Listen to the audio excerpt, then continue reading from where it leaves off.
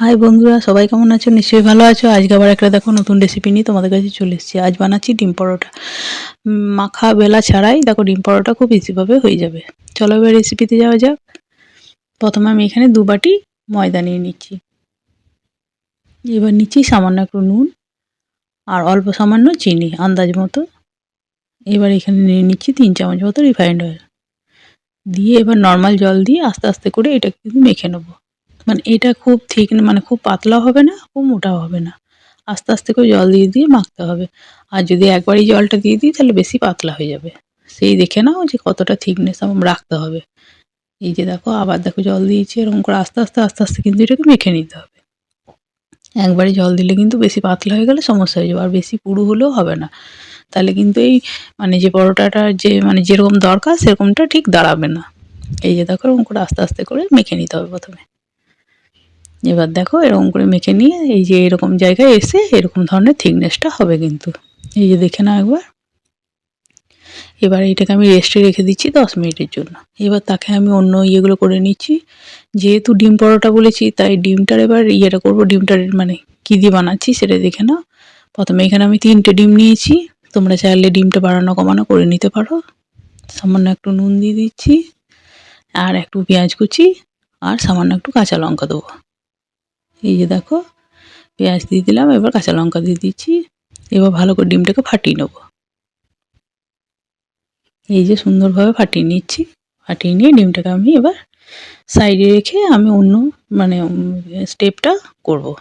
এখানে দেখো আমি আগে থেকে আলুটা সেদ্ধ করে রেখেছি। গরম অবস্থায় থাকতে কিন্তু একটু থেসে নিতে হবে। ঠিক এমনভাবে থাসবে যাতে সবটাই যেন পুরোপুরি না থাসা হয়। খানিক খানিক মানে মানে গোটা গোটা মতো থাকবে, খানিক খানিক মাখা মাখা মতো থাকবে। দেখে নাও আলুটা কেমন রেখেছি। এবার চলো পুরটা বানাবো। তার জন্য আমি নিয়ে নিচ্ছি এখানে 3 চামচ মতো তোমার রিফাইন্ড অয়েল। এবার দিয়ে দিচ্ছি একটু বাদাম ভাজা। তোমরা চাইলে এটা দিতেও পারো, নাও দিতে পারো। আমার আগে থেকেই ভাজা ছিল, এটাকে হালকা একটু ভেজে নেবো, তাহলে সেন্টটা বেশ ভালো হবে। আর তোমরা এটা কাঁচা বাদামও ইউজ করতে পারো এখানে। এই যে দেখো বাদামটা যখন একটু ভাজা হয়ে গেছে তখন আমি এবার পেঁয়াজ কুচি দিচ্ছি, কাঁচা লঙ্কা দিচ্ছি, দিয়ে ভালো করে ভেজে নিচ্ছি। এই যে দেখো এই পর্যায়ে এবার আমি একটু মটরশুঁটি দিয়ে দিচ্ছি। এবার ভালো করে ভেজে নেবো আবার। এটা খেতেও অসম্ভব সুন্দর আর খুব জলদিও হয়ে যায়। এই যে দেখো নুন দিয়ে দিলাম, এবার একটু হলুদ সামান্য দিয়ে দিলাম, একটু জিরে দিয়ে দিচ্ছি, আর এটা হচ্ছে কাশ্মীরি লাল লঙ্কার গুঁড়ো, সামান্য একটু চিনি আন্দাজ মতো মানে ব্যালেন্স করার জন্য, দিয়ে ভালো করে মশলাটাকে ভেজে নিচ্ছি। এই যে দেখো খুব সুন্দর করে ভেজে নেওয়ার পর আগে থেকে যে আলুটাকে ইয়ে করে রাখলাম, থেসে রাখলাম, সেই আলুটাকে দিয়ে দিচ্ছি। দিয়ে এটাকে নিয়ে কিছু ভালো করে মিক্স করে নেবো। এই যে দেখো এরকম করে ভালো করে মিক্স করে নেওয়ার পর তারপর আমি দেবো টমেটো কেচাপ। এই যে দেখো এরকম করে একটু বেশ থাসা থাসা করে এই মানে আলুর পুরটাকে বানিয়ে নিতে হবে। এবার এখানে আমি 1.5 চামচ মতো টমেটো কেচাপ দিয়েছি। টমেটো কেচাপ দিলে খুব ভালো লাগবে টেস্টটা। আমি এখানে বেশি কিছু মশলা ইউজ করিনি, যদি তোমরা চাও অন্য কিছু মশলাও ইউজ করতে পারো। এই যে দেখো এবার এটাকে আমি একটু ঠান্ডা হতে দিচ্ছি। আমার এই পুরটা রেডি হয়ে গেছে। এবার চলো অন্য স্টেপে যাওয়া যাক। এবার আমি দেখো ফ্রাই প্যানের মধ্যে তেল দিয়ে দিচ্ছি। ওই 1 চামচ মতো সাদা তেল দিচ্ছি। দিয়ে ভালো করে গোটা ফ্রাই প্যানটাতে ছড়িয়ে নিচ্ছি। এবার দেখো একটা হাতার সাহায্যে এরকম করে দিয়ে পেছন দিক দিয়ে একটু করে ঘুরিয়ে নিলেই হবে। হালকা একটু পাতলা ভাব মানে ঠিক যেন পিঠে পিঠে যেমন হয় বা ধোসা হয় সেরকমভাবে ঘুরিয়ে নিতে হবে। এবার দেখো এরকম করে উল্টিয়ে দিয়ে তার মধ্যে আমি ডিমের ওই যে গুলেছি সেই ইয়েটাকে একটু করে দিয়ে দেবো। এই যে দেখো এরকম করে দিয়ে ভালো করে মানে ছড়িয়ে নেবো। এই যে দেখো চারিধারটাতে ছড়িয়ে নিচ্ছি এরকম করে। এত সফট হয় আর এত টেস্ট হয়, একবার বাড়িতে বানিয়ে দেখো তাহলে বুঝতে পারবে যে কত সুন্দর হয়েছে। এই যে দেখো এরকম করে উল্টিয়ে দিয়ে এবার আমি এখানে পুরটা যে বানিয়ে রেখেছি সেটা আমি দিয়ে দিচ্ছি। এই যে দেখো এরকম করে পুরটাকে বানিয়ে রেখেছি সেটাকে দিয়ে দিচ্ছি। এবার আবার আমি দেখো একটু করে তেল ছড়িয়ে দিচ্ছি। খুব বেশি তেল কিন্তু এখানে লাগে না, সামান্য একটু 1/2 চামচ মতো তেল ছড়িয়ে দিলাম। এই যে দেখো এবার আস্তে আস্তে করে এরকম করে উল্টিয়ে নেবো, ঠিক একটা চৌকো শেপ দিয়ে দেবো আস্তে আস্তে করে। আর হয়েও যাবে, খুব তাড়াতাড়ি হয়েও যায়, উল্টানো হয়ে যায়। আর হয়েও যায় খুব তাড়াতাড়ি। এই যে দেখো কি সুন্দর, দেখো দেখতেও লাগছে আর খেতেও অসম্ভব সুন্দর। বাড়িতে একবার ট্রাই করে দেখো, তাহলে বুঝতে পারবে।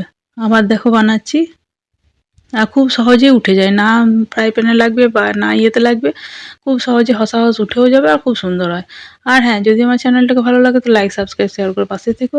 পাশে থাকা বেল আইকন বাটনটাকে অন করো। আর যদি আমার ভিডিওটা ভালো লাগে তো প্রথমে আগেই বলি যে একটু কমেন্ট করে জানাবে যে কেমন লাগলো, আর একটু লাইক করে বুঝিও যে যদি সত্যি তোমাদের পছন্দ লাগে তাহলে একটা করে লাইক দিও প্লিজ। আর ছোট চ্যানেল, একটু সাপোর্ট করো, বন্ধু বান্ধবদের সঙ্গে একটু শেয়ার করো।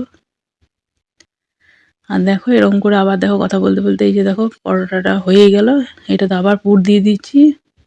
এই যে দেখো এরকম করে চৌকো করে শেপ করে নিতে হবে।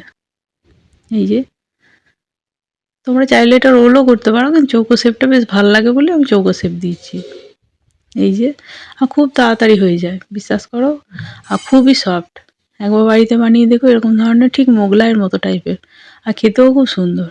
মোগলাই যেমন একটু চিমর চিমর ভাব থাকে, এখানে কিন্তু সেরকম কোনো কিছু থাকে না, খুবই সফট।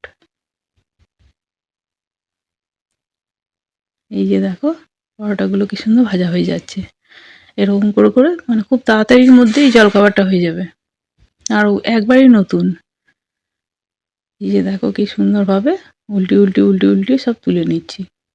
এই যে ওলট পালট করে একটু ভেজে নিলেই মানে পরোটাটা রেডি হয়ে যায়। যে খুব বেশি করে তেল লাগবে বা ইয়ে লাগবে এরকম কোনো কিছু কিন্তু না। আর দেখো দেখতেও যত সুন্দর হয়েছে, খেতেও তত টেস্টি, খুব সুন্দর হয়। বাড়িতে যদি কেউ আসে তাদেরকেও বানিয়ে দিতে পারো, সবাই নাম করবে। এই যে দেখো খুবই মানে মুখরোচক, অথচ খুব সুন্দর। কেমন লাগলো অবশ্যই কমেন্ট বক্সে জানিও।